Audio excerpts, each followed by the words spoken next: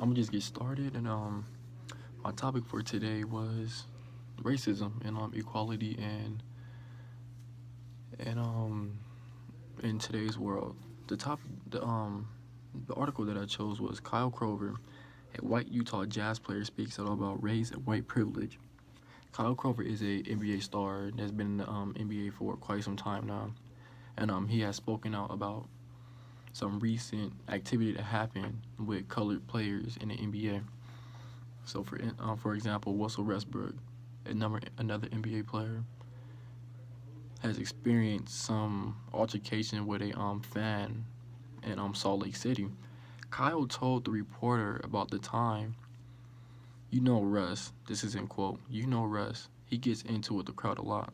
But soon after he heard the full story that Westbrook heard the fan make racial remarks as Westbrook put in, his teammates shared stories where it's similar experiences saying, end quote, guys were just sick and tired of it. He wrote that. His words renounced as a white player speaking on race in the league, with black athletes playing before white crowds. He just doesn't think it is right. And it's not common that you hear a white player speak up about inequality and equalness in the NBA, where it is mostly African American males in the league. So he noted this in his position that I have more in common with the fans in the crowd at your average NBA game than I have with the players on the court. I do not know what he means by that deeply, but I feel that he's saying because of his skin color and what the fans' skin color are in the stands. That's what he means by that than the players on the court. The players on the court are, I say, at least 90% African American. So that's something that I want to get in depth to. I'm gonna look over that after this, and he says in quote, I may work with those guys, and I absolutely 100% stand with them, but I look like the other guy, and whether I like it or not, I'm beginning to understand how that means something. And when he quoted that, he drew positive reactions from the NBA world and elsewhere in the world. For instance, LeBron James. Everybody knows LeBron James. LeBron says, salute my brother. He says that on Twitter. It means a lot. And like you, I hope people listen and just open your ears and listen. So for LeBron to put that out there, it is saying that Krover is stating something very high in today's world against racism and equality. And that is just something that everyone else needs to do because excuse me. That is just something that everyone else needs to do because we all need to stand as one. Like equality is something that plays a bigger role other than just one state. It is a whole world at that. And and from the book, I had looked up that it says today the largest racial minorities in the U.S. are African Americans, Natives, and Asian Americans. The largest ethnicity group are Latinos, Jews, and various of white ethnic groups. And it has a map that it shows that it states that the blue percent is actually 50% or more. The dark blue prints and the camel prints are at least 36 to 49.9%. So that shows how many minorities are actually on this planet today and what helps the world go around. And this is, I believe, chapter 10, section 5, under under the title Race and Ethnicity in the U.S. African Americans. It states, I'm an invisible man. I am an invisible man, wrote black author Ralph Ellison in his novel Invisible Man. He says in quote, I am a man of substance, of flesh and bone, fiber and liquids, and I might even be said to possess a mind. I am invisible, understand, simple because people refuse to see me.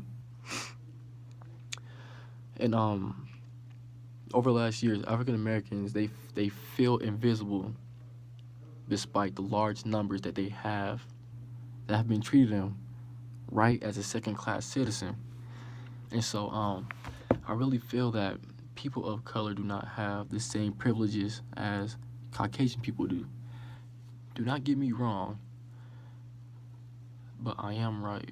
Racism still exists, and equality means equal, but we are not equal.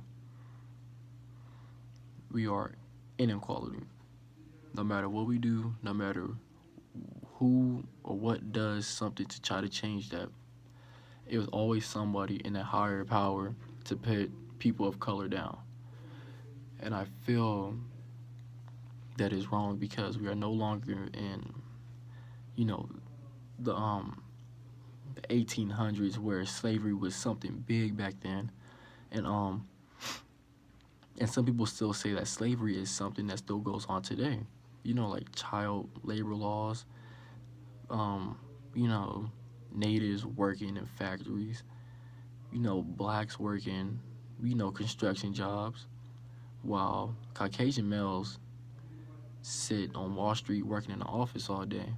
I mean nothing racial towards that, but I'm just giving off an opinion that I have because I feel that everybody should be equal. And for us to be equal, we have to do equal things. And so there's always somebody in a higher power to shut somebody in a lower power down of color. For example, Nipsey Hussle is a California rapper who was fighting for change with Dr. Sebi. Dr. Sebi had a cure for cancer, not a cure for cancer, but a cure for AIDS, and somehow he went into police custody. When he went into police custody, he had came up missing.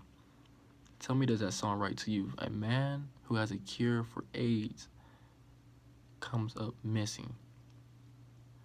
Dr. Sebi has been trying to work on a documentary for Nipsey to cure this. And to cure this would not only have us be pure, but it could make something bigger from his just his one cure. Nipsey was shot and killed 2 weeks back, but his dream still lives on, that he wants people to carry on his legacy to change the world today of equality, inequality, racism. He believes racism still exists. I follow with him on that. And honestly, I agree with Kyle Crover. I believe that somebody else should step up and help him with what's going on with the white privileges and racism matters and offers. But I don't think anyone else will stand with that.